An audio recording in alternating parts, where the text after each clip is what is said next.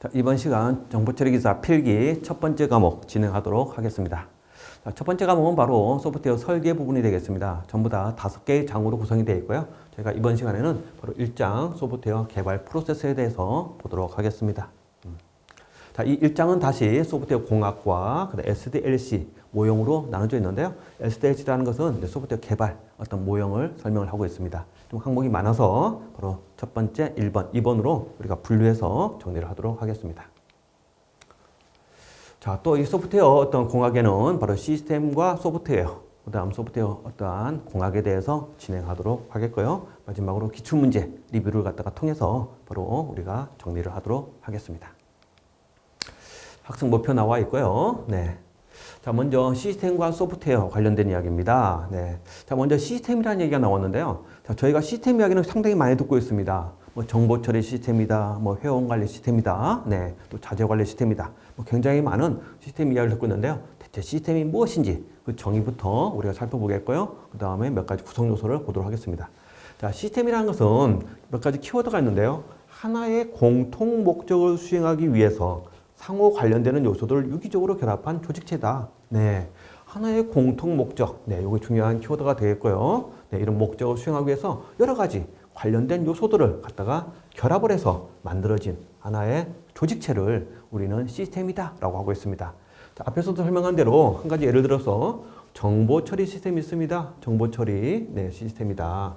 네, 정보 처리 시스템의 가장 중요한 목적은 바로 뭘까요? 네, 사용자의 많은 어떤 요구사항을 갖다가 이용을 해서 데이터를 처리하는 겁니다. 그러죠? 네, 그 데이터 처리가 가장 중요한 하나의 목적이 된다라는 것이죠. 네, 자, 이러한 목적을 달성하기 위해서 여러 가지 우리는 구성 요소가 필요합니다. 자, 데이터를 갖다 입력해야 되겠죠? 네, 그래서 우리가 입력 장치가 필요합니다. 그러죠? 네, 그다음 본체, 그러죠? 네, 바로 처리 장치가 필요합니다. 네. 그 다음에 출력하는, 그러죠? 모니터나 프린터와 같은 출력 장치가 필요하죠. 네, 이러한 많은 어떠한 요소들이 모여서, 그러죠? 네, 이것은 모여서 바로 하나의 목적을 달성하기 위해서 무엇인가 하나 만들어지는데 이게 바로 우리는 시스템이고 바로 정보처리 시스템이다 라고 이야기를 하는 겁니다. 자, 여기서 중요한 키워드가 있어요. 시스템은 공통 목적을 달성하기 위해서 여러 가지 요소들을, 그러죠? 이렇게 결합한 것이다. 저기까지 정리를 해주시면 되겠습니다. 자, 그런데 이러한 시스템이 이제 구축되기 위해서는 기본적인 5가지의 구성 요소가 필요합니다. 네. 바로 이게 5대 요소라고 하는데요. 자, 일단은 무엇인가를 갖다가 입력받아야 되겠죠? 네. 받기 위해서 인풋, 바로 입력이라고 하는 그런 부분이 필요하고요. 자, 입력받은 것 갖다가 우리는 처리합니다. 프로세서. 네. 처리 부분이 필요하고요. 그 다음 처리한 결과를 갖다가 외부로 보여줘야 되겠죠? 네. 바로 출력입니다. 아웃풋. 네. 그래서 기본적인 시스템의 3대 요소는 입력, 처리, 출력이 되는 것이고요. 네, 그런데 바로 이 시스템들이 바로 이 3가지의 요소가 잘 수행되고 있는지 우리는 통제를 해줘야 됩니다. 저 제어죠. 입력이 제대로 수행되고 있는지, 처리가 수행되고 있는지, 그 다음 출력이 수행되고 있는지. 그래서 또 하나의 요소가 추가되는데요. 저게 바로 제어, 컨트롤입니다. 제어라는 용어를 쓰기도 하고 통제라는 용어를 쓰기도 하죠. 그 다음에 또 한 가지는 이렇게 처리가 됐어요. 처리가 됐는데 출력한 결과를 보니까 내가 원하는 결과가 아니다라는 것이죠. 그럼 다시 재입력해서 이와 같은 과정을 반복해야 됩니다. 다시 재입력시켜주는 일련의 과정을 우리는 피드백이다라고 이야기를 하고 있습니다. 이해되시죠? 네. 그래서 시스템의 구성요소, 5가지 구성요소 꼭 기억을 해두셔야 됩니다. 입력받고 처리하고, 그래서 출력하고, 그 다음에 이와 같은 오류 없이 잘 동작되도록 우리가 제어를 수행하고, 그 다음에 다시 재입력받는 피드백. 그래서 5대 구성 요소 꼭 알고 계셔야 되겠습니다. 자, 그 다음에 또 하나의 용어로서 소프트웨어라고 하는 그런 용어들을 우리가 또 기억을 해 두셔야 될 것 같아요. 자, 우리가 일반적으로 뭐 소프트웨어다, 그런 프로그램, 네. 일반적으로 뭐 프로그램을 다 이야기를 하고 있죠. 네. 그렇지만 소프트웨어는 그 프로그램뿐만 아니고 그런 프로그램을 처리하는 데이터의 구조, 그러죠? 또 프로그램을 개발하기 위해서 만들어지는 많은 어떤 정보들, 그걸 전부 다 우리가 모아서 소프트웨어다라고 합니다. 소프트웨어는 것은 사용자가 요구하는 작업 처리를 위한 프로그램과, 그러죠? 네, 그 프로그램에서 처리해주는 데이터 구조, 자료 구조와 또 개발을 하기 위한 모든 정보들, 그러죠? 문서를 포함한 어떤 모든 정보들을 우리는 소프트웨어다라고 이야기를 하고 있습니다. 네. 그래서 딱 프로그램만 우리가 꼬집어서 우리가 소프트웨어다라고 말하기는 좀 힘들다라는 것이죠. 관련되는 모든 걸 갖다가 우리는 총칭해서 소프트웨어다라고 하고 있습니다. 자, 이렇게 만들어지는 어떠한 소프트웨어는 몇 가지 특성이 있는데요. 네, 굉장히 많은 특성들이 있습니다. 그렇지만 좀 중요한 특성들이 좀 있는데요. 가장 중요한 것은 소프트웨어는 논리적이다라는 겁니다. 네. 그래서 일단은 입력을 받아가지고 어떤 출력이 나올 때까지, 그러죠? 논리적인 어떤 흐름으로서 저것이 만들어지는 겁니다. 그래서 소프트웨어는 물리적 요소가 아니다. 네, 아닌 논리적 시스템의 어떤 요소다라는 것이 굉장히 중요한 키워드가 또 되겠습니다. 또 소프트웨어라는 것은 딱 한 번 만들고 고정되는 것이 아니에요. 네, 어떤 환경 변화에 의해서 많은 변경이 우리가 요구가 되고 있는데요. 저게 바로 수능성이다라고 합니다. 수능성이라는 것은 환경 사용자의 요구 사항이나 어떤 변화에 변경할 수 있는 그 특성, 저게 바로 수능성이다라고 합니다. 예를 들어서 뭐 하드웨어적이다, 어떠한 물리적이다 그러면은 무엇인가를 새로운 걸 더 적용하려면은 다시 그러죠? 만든다든가 새로운 기능을 갖다가 다시 결국은 물리적인 요소를 다시 또 추가시켜줘야 돼요. 그렇지만 소프트웨어는 저게 아닙니다.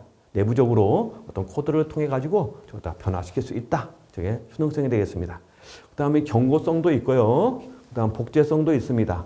네, 또 유형성이라고 하는 것도 있네요. 유형성이라는 것은 바로 소프트웨어는 사실 우리 눈에 보이진 않아요. 근데 어딘가 보관을 해줘야 되겠죠? 뭐 디스크라든지 테이프라든지 그러죠? 유형의 매체에 저장이 가능하고 또 실행 결과도 무엇인가 산출물이 나오게 됩니다. 그게 바로 유형성이다라고 얘기를 합니다. 다음 또 소프트웨어는 어떤 공장에서 그러죠? 무엇인가 찍어내듯이 찍어내진 않는다라는 것이죠. 바로 비제조성의 특성을 갖고 있습니다. 소프트웨어는 비제조성이다.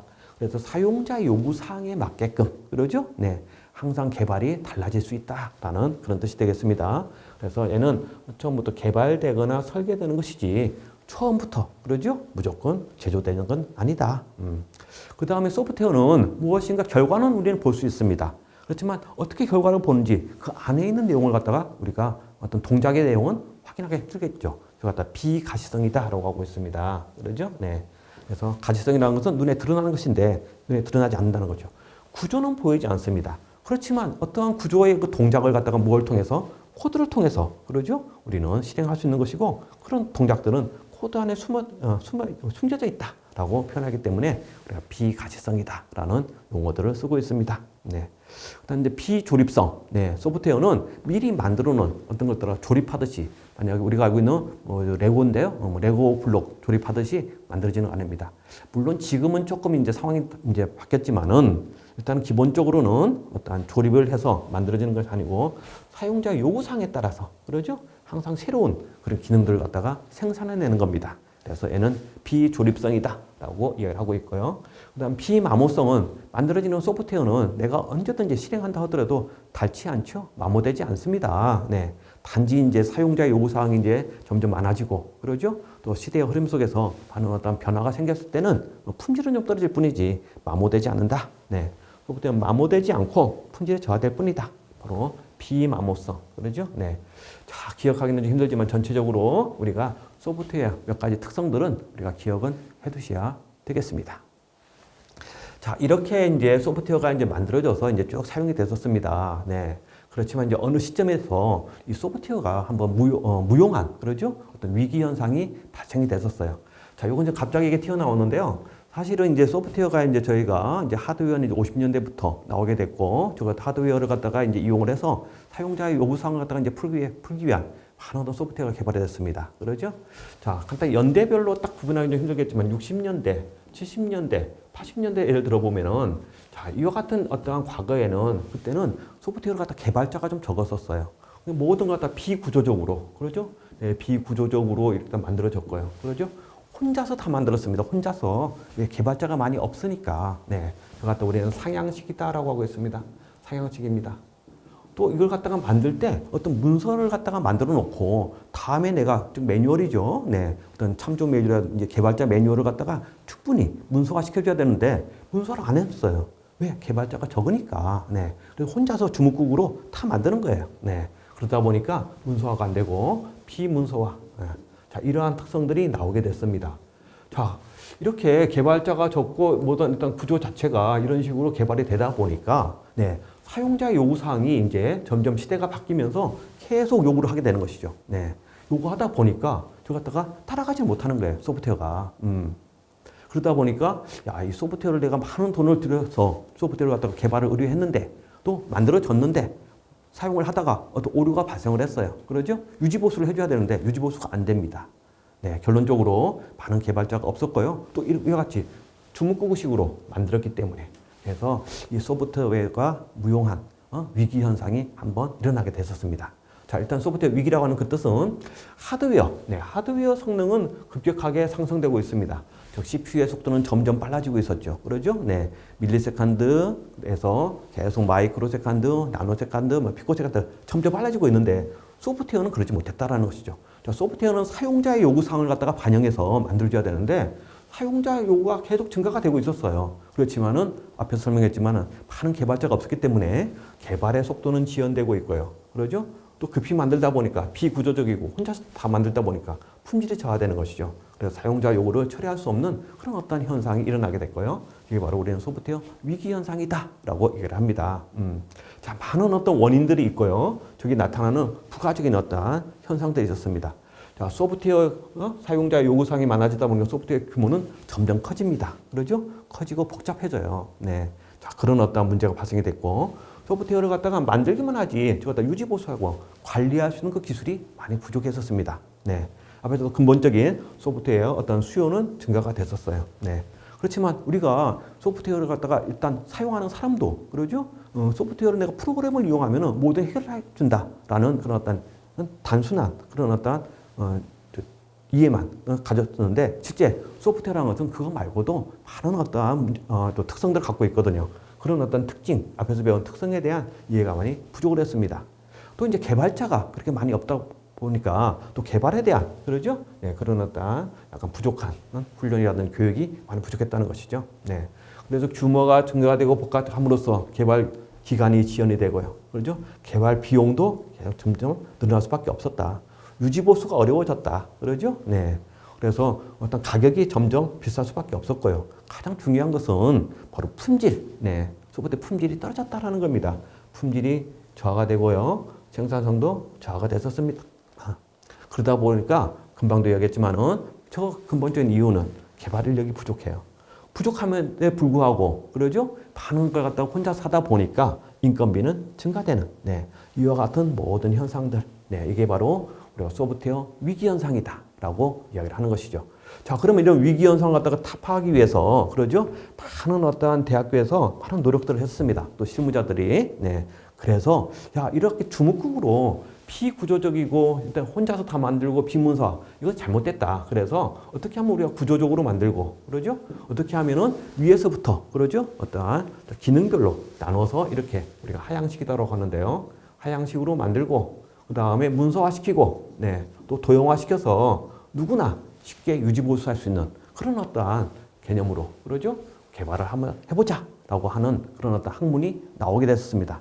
저게 바로 무엇이냐면은 소프트웨어 공학이다. 소프트웨어도 어떠한 우리가 건축공학이라든지 토목공학 같이 하나의 기본부터 그러죠? 차근차근 쌓아나가면서 완성해 나가는 공학의 개념을 적용해서 만들어보자라는 그런 것이 나오게 되었다라는 것이죠. 네.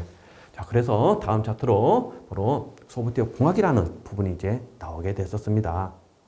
자, 소프트웨어 공학은 앞에서 설명한 대로 주문구가 아닙니다. 이제는 소프트웨어를 갖다 개발하고 운영하고 유지보수 폐기하는 데 있어서 가장 중요한 체계적으로 만들어보자. 체계적인 접근 방법이다. 이렇게 뭔가 체계화시키고 또 원리화시켜 놓으면은 다음에 소프트웨어를 개발할 때도 그렇죠? 저걸 갖다가 적용해서 일회성이 아닌 반복적으로 개발을 할 수 있는 그런 어떤 근거가 되겠다라는 것이죠. 저게 바로 소프트웨어 공학의 하나의 의미가 되는 겁니다. 체계적인 접근 방법이다. 이렇게도 지금 설명합니다. 소프트웨어 제품을 만드는데 체계적으로 또 나오네요. 체계적으로 생산하고 유지보수와 관련된 기술과 경영에 관한 어떤 학문을 소프트웨어 공학이다. 주문국으로 만든 거 아닙니다. 과학적인 지식, 그러죠? 지식을 프로그램 설계와 제작에 실제적으로 응용을 해서 만들고 되는 것이고 이렇게 만든 것 갖다가 잘 우리가 유지보수하는데 필요한 또 문서화, 문서화 작업을 해주는 것도 소프트웨어 공학이다라고 이야기를 하는 겁니다. 자, 많은 어떤 이야기들이 이렇게 소프트웨어 공학을 정의하고 있는데요. 가장 중요한 키워드는 계속 얘기하지만 어떤 체계적으로 접근해서 만들어보자 그런 뜻이 되겠습니다. 자, 이렇게 함으로써 우리는 소프트웨어 공학의 하나의 이제 도입을 하게 된 가장 중요한 목표는 결국은 최소의 비용으로 그러죠? 바로 고품질의 소프트웨어를 갖다가 계획된 일정하에, 그렇죠? 네, 이렇게 개발하는 것. 이게 바로 소프트웨어 공학의 가장 중요한 목적이다라고 보시면 되겠습니다. 결국은 여기서 딱 두 마디로 표현되는데요. 소프트웨어 공학이 도입한 것은 품질입니다. 소프트웨어 품질을 갖다가 향상하고, 품질을 향상한다는 것은 사용자의 요구사항을 갖다가 제대로 반영시켜 보자라는 것이죠.